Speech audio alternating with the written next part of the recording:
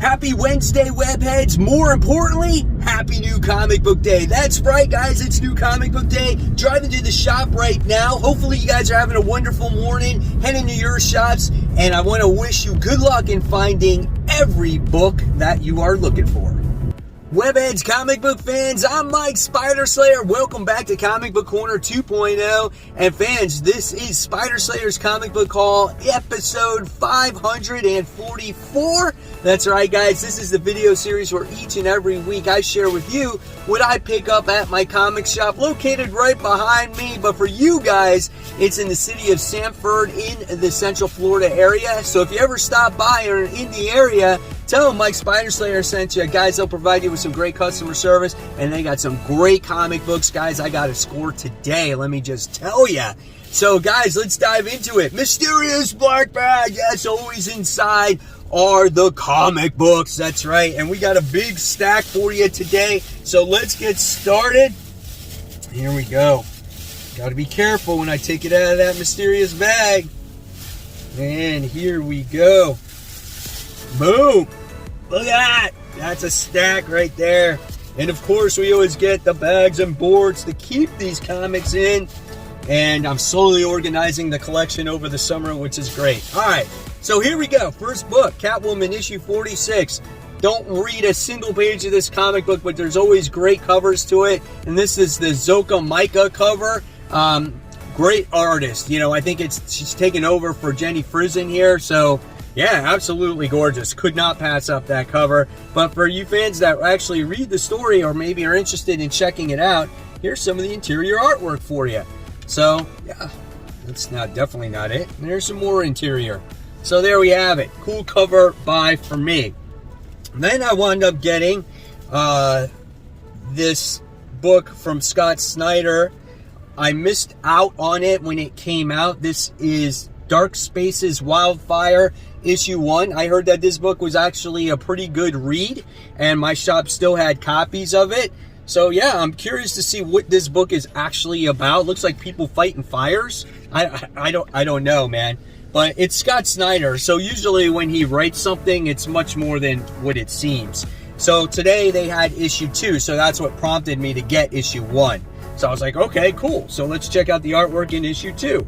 Wildfire, part 2, Ignition. So here's some of the artwork in there. More artwork there. So yeah, I'm curious to see what these are about. All right, and then this week we wound up getting Nightwing issue 95. We're going to see what happens in this issue. I think we're going to get more of the Heartless character. I want to know more about that character. I want to know what's he about, what's his MO, like how did he become the person that he is where he just has to take hearts and stuff like that. It's pretty good artwork in there, man. This is a good book, but I just need more story progression, right? All right, so speaking of some more DC, we have World's Finest issue 6. My favorite DC comic as of right now. This book is great. This one is going to have focus on Robin in this series, or in this issue, actually. So it looks like we're going to see, I don't know, maybe his past or his family. I don't know. But he's misplaced in time right now, and our hero's got to find him. So, yeah, looking forward to that. And Supergirl kind of blames herself for losing Robin in the time stream or whatnot. But cool book, man. We'll see what Mark Waid continues to do with the series. Next, we have Strange, issue 5. Back from the Dead. If you've been reading this series, you know who Back from the Dead is, right? It's Doctor Strange. And this is the last issue of the series. So this is basically just a mini for Clea to get Doctor Strange back. I've really enjoyed this book. It looks like we got Moon Knight crossing in on it, so that's going to be cool. And it's been fun, you know. Jed McKay's been the writer. I love his writing style. I just wish there was more of it. All right, so you guys are going to kind of laugh when you see this one. This is from Image Comics. This is The Last Shadowhawk, issue 1. Yes, there we have it. Homage cover to Spider-Man #1. This one is, the cover art was done by Valentino. But look at the artwork inside, man. It looks good. And I want to see what Shadowhawk has to offer. You know, is this a new Shadowhawk? Obviously, it says The Last Shadowhawk. Looks like there's a lot of action. You know what? Reminds me of the 90s, so why not? Reminds me of when I was a kid. All right. Then we go to DC Comic We have Harley Quinn issue 20. This is an homage cover. I've been picking up these homage covers because I think they're kind of cool. Here's some of the interior artwork. I don't read Harley right now. Not fond of the character. I don't like the direction. I think she's too goofy. She's too much of like a Deadpool character, and I don't know. I don't like that for her. I like her when she's a little bit more serious. Makes sense because I'm not a huge fan of Deadpool either right now, you know? I think they can be very ruthless characters, but they're just too jokey, and I can't take them serious. All right, so this ended up on my pull because I had to put it in my FOC, and I didn't know how the Acts of Judgment Day was going to be. However, I do read X-Men. This is X-Men issue 13. This ties into the whole Judgment Day stuff that's going on. So here's some of the interior artwork here. Just not a fan of X-Men these days. You guys know how I feel about it. I'm going to do a topic video on the X-Men on Friday if the comics can ever bounce back. So yeah, here's some more interior artwork. Artwork looks good, but I don't know, man. We'll see how the story goes. But of course, they get you with these variant covers, so I wound up getting this variant cover as well. So I thought that one was pretty cool. And then looks like I put this one on the FOC as well. How do you even pronounce the name of that comic book? It's TRVE. I don't even know. My gosh, I'm like illiterate. I can't. What is that word? Trevkilt? Trevkilt? Is it a place where they eat? I don't even know. Who knows? But this is IDW's like new original content, right? It's all their creator-owned stuff now, so they're getting all these new stories. So this is another one, so I don't know. It's got some guys that I guess work at a burger place and they're stealing some money. Who knows? All right, then we have The Mandalorian. This is issue 2. Like the cover here, so that's pretty cool. Let's check out some of the interior artwork. Got some Mando action. This one I put on the FOC as well. This is really pretty much straight out of the TV show. All right, and then I did wind up getting Miss Marvel and Moon Knight. I thought the first issue of this should have been Miss Marvel and the X-Men, but they titled it Miss Marvel and Wolverine, and she's been fighting these bugs. But there is a much larger villain at hand, and we don't know who it is. And now she's doing battle against robotic rats, and she's teaming up with Moon Knight to stop these rats. So it seems like these creatures are getting bigger and bigger, and I can't wait to see what happens in the Venom issue. So we'll see what happens with that. Great nemesis there, Miss Marvel. All right, then we got Iron Cat, issue 3. Love this series, guys. I'm a huge Black Cat fan. I've said this before. It definitely fleshes out the character a little bit more. Here's some of the interior artwork.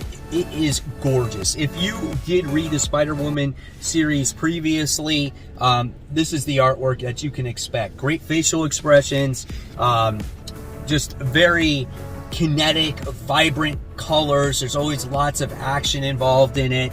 Looking forward to reading this next installment of Iron Cat. Check out Felicia in that page there. So cool, man. All right. This has been a long time in the making. I felt like we have not seen an issue of Hulk, and here we go. We got Hulk issue 8. This is the Banner War finale.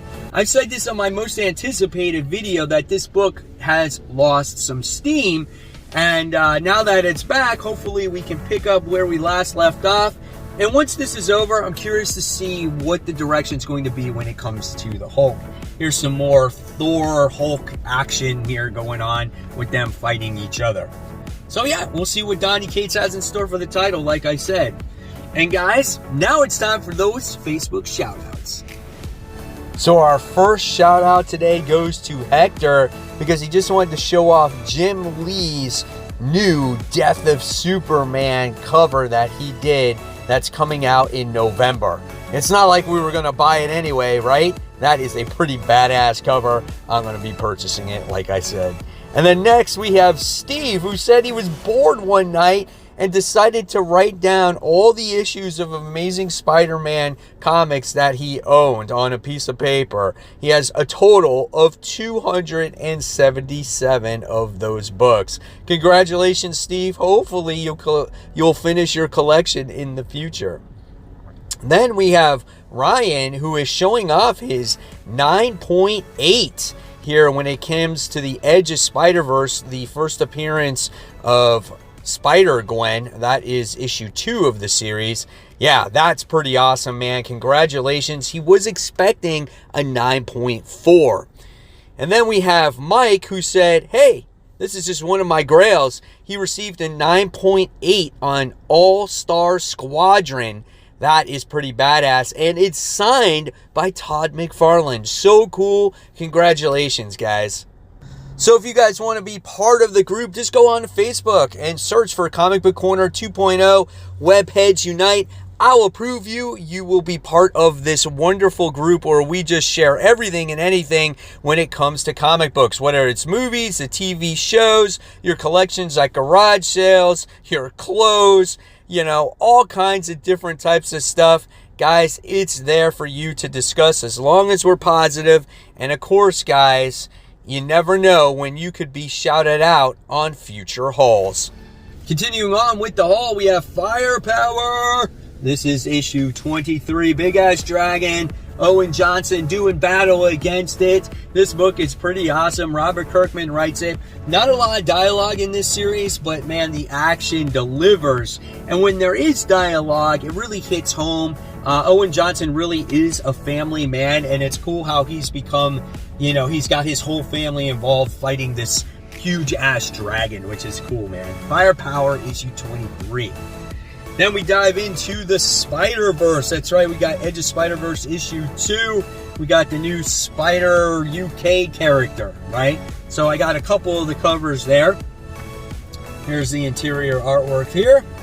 So each issue delivers a different story of what's going on in the Spider-Verse, leading up to the main antagonist in the series. And then I guess we'll continue it in Dan Slott's Adjectiveless Spider-Man. Art looks pretty good, man. Looking forward to it. So that's the variant cover. They did have a 1 in 10. It was horrible looking. I did not buy that one. And then here's the main cover, which I think is cool. All right. And then next we have from Marvel, Daredevil issue 650 or issue 2. Love that cover. This is an oversized book. We're going to see what happens with Daredevil as it's coming off of Devil's Reign. Looks like that Punisher and Daredevil could cross over. Here's some of the interior artwork here. Again, this is a really hefty book celebrating, again, 650 issues of the character. Wow, look at this. Pretty interesting, man. We'll see how it turns out. And then we wound up getting some more independents. We got Crossover issue 1, the 3D special. Yes, you got your freaking 3D glasses. Dude, I should wear them like everywhere, right? So this is a reprinting, obviously, of Donny Cates' Crossover issue 1. And then it has a added story to it of what happens in the dome. Look at that, man. Doesn't that trip you out? Oh man, that's crazy. I want to see how these 3D glasses work. Unless it may, hopefully they don't give me a headache, right? All right. Then we have Barbaric issue 1, The Axe to the Grind. That's right. I'm a huge Barbaric fan. I'm happy to score this cover. It's absolutely gorgeous here. And Barbaric is just this this guy who has this axe that lusts for blood, and it gives him permission to kill certain characters. Again, it's a very gory book, but he just doesn't hold back. He says what's on his mind. Look at it, man. It's so intense. If you can get to the shop and find Barbaric issue 1, this one, you will love it. I guarantee you. There was a first volume, so you can see if you can find the first volume in trade. All right, and then I have Avengers, X-Men, Eternals, Death to the Mutants issue 1. This was on my FOC. Everything going forward when it comes to Death of Mutants, besides maybe that main title, I'm not going to read anymore. I might check it out if I have time. I'm just so not into this event. It's just so uneventful, you know? And it's going to be kind of ironic about what I show you in a minute here.